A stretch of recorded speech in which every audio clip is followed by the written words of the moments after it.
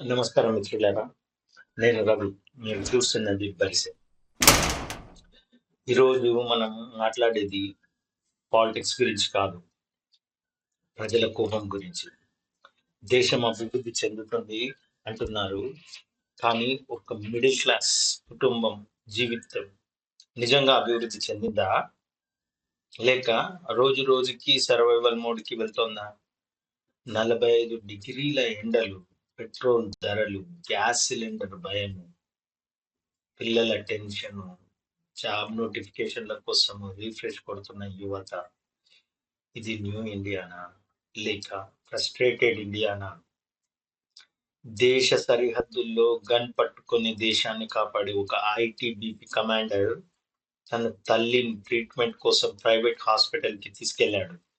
కానీ అక్కడ ఏమైంది? ఒక డ్రిప్, ఒక నిర్లక్ష్యం, మరియు చివరికి ఆమె చేయి కట్ చేయాల్సి వచ్చింది. కొడుకు ఏం చేశాడో తెలుసా?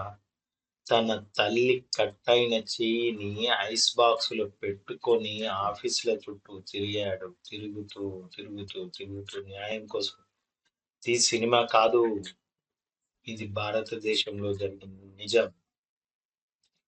ఇప్పుడు దేశ ప్రజలు అడుగుతున్నారు, ఒక ఐటీబీపీ కమాండర్ కి న్యాయం దొరకకపోతే రైతుకి, కార్మికునికి, ఆటో డ్రైవర్ కి, ఒక అన్ఎంప్లాయ్మెంట్ స్టూడెంట్ కి ఈ వ్యవస్థ ఎలాంటి న్యాయం చేస్తుంది?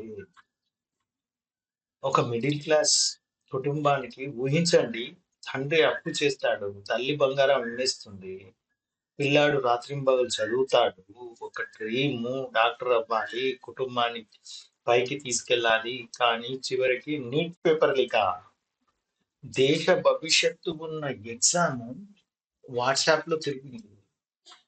ఇప్పుడు ప్రశ్న ఇది, దేశ రహస్యాలు లీక్ కావని చెప్పే ప్రభుత్వం గొప్ప గొప్పగా చెప్తుంది. ఒక ఎగ్జామ్ పేపర్ ను కూడా కాపాడలేకపోయిందా, లేక ఎవరినైనా కాపాడుతుందా?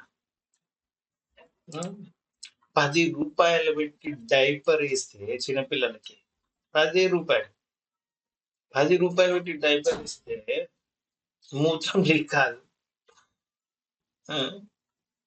కానీ కోట్ల మంది విద్యార్థుల భవిష్యత్తు జస్ట్ లీక్ అవుతుంది. ఇట్లా అయిపోయింది, లీక్ అయిపోయింది.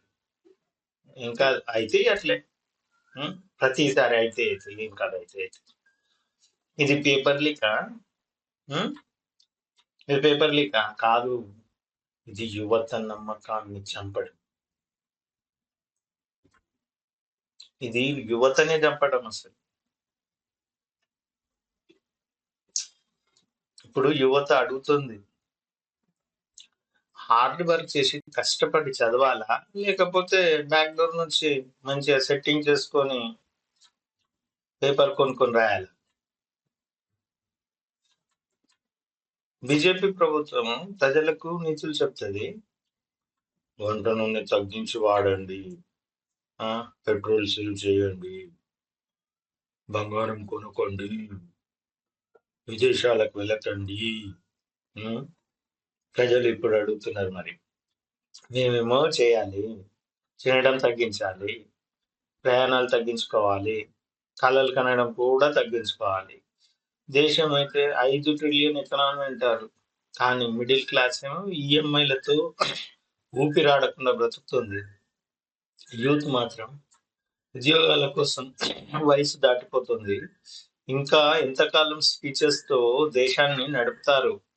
గ్రౌండ్ రియాలిటీ ఎప్పుడు మారుతుంది?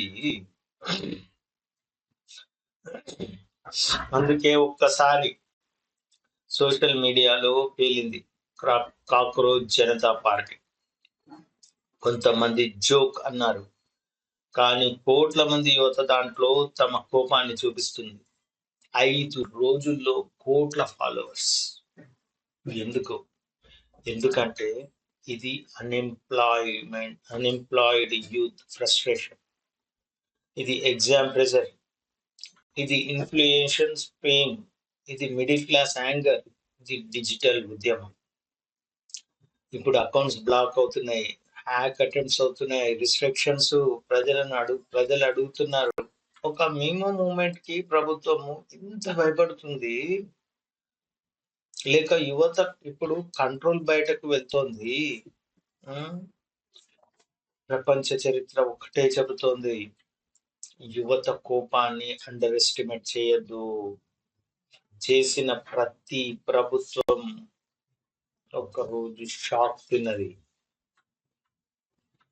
బంగ్లాదేశ్‌లో విద్యార్థులు లేచినప్పుడు మొదట వాళ్ళను ట్రోల్స్ అన్నారు. తర్వాత ఇంటర్నెట్ ఆపేశారు. తర్వాత అరెస్ట్ చేశారు.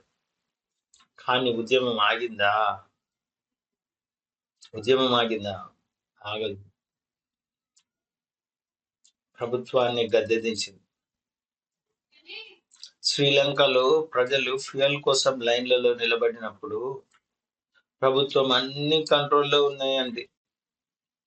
కానీ చివరికి ప్రజలే అధ్యక్ష భవనాన్ని ముట్టడించి అక్కడి అవినీతి నాయకులను దేశం వదిలేలా చేశారు. నేపాల్‌లో యువత ఏం చేస్తుంది? నేపాల్‌లో కూడా అక్కడి అవినీతి ప్రభుత్వాన్ని అంతమొందించి పరిగెత్తిచ్చి తీసుకెళ్లి జైల్లో పెట్టి కొత్త ప్రభుత్వాన్ని నెలకొల్పింది. ప్రభుత్వాన్ని ప్రశ్నించడం దేశద్రోహమా? ఉద్యోగాలు ఎక్కడా అని అడగడం తప్పా? పేపర్ లీక్ ఎందుకు అని అడగడం నేరమా? హాస్పిటల్ నెగ్లిజెన్సీపై న్యాయం కావాలని అంటే యాంటీ నేషనల్ అవుతాడా? ప్రజలు ట్యాక్సులు కడతారు, ఓట్లు వేస్తారు. కాబట్టి ప్రశ్నించాలి. ప్రశ్నించే హక్కు కూడా వాళ్ళదే. ప్రజాస్వామ్యం అంటే బ్లైండ్ క్లాప్స్ కొట్టుడు కాదు. చప్పట్లు కొట్టమంటే కొడతాం. దీపాలు పెట్టమంటే పెడతాం. జవాబు అడగాలి. జవాబు అడగడం కూడా. ప్రజలు ఇప్పుడు ఇంకో ప్రశ్న అడుగుతున్నారు. దేశంలో క్రిటిజం కంటే ప్రాపగండానే ఎందుకు ఎక్కువగా కనిపిస్తుంది? న్యూస్ ఛానల్స్ ప్రజల సమస్యలు చూపిస్తున్నాయా? లేక పొలిటికల్ మార్కెటింగ్ చేస్తున్నాయా? దేశం నిజంగా బలంగా ఉందా? లేక ప్రజలు భయపడుతూ మౌనంగా వహిస్తున్నారా? నేను రవి. మీరు చూస్తున్నది బైసెప్. ఈ వీడియో ఒక పార్టీకి వ్యతిరేకం కాదు. ప్రజల బాధలకు అనుకూలం. ఎందుకంటే ఈ దేశానికి బ్లైండ్ ఫాలోవర్స్ కాదు, జవాబులు చెప్పే నాయకులు కావాలి. ప్రాపగండ కాదు, పారదర్శకత కావాలి. ఫియర్ కాదు, ఫ్యూచర్ కావాలి. ఎందుకంటే ఒక దేశాన్ని కొంతకాలం స్లోగన్స్ తో నడపవచ్చు, కానీ ప్రజల బాధను ఎప్పటికీ దాచలేరు. యువత ఒక్కసారి కోపంతో లేస్తే అది ట్రెండ్ కాదు, అది చరిత్ర అవుతుంది. ఈ విషయంపై మీ అభిప్రాయాలు తెలపండి మిత్రులారా. ధన్యవాదాలు. జై హింద్.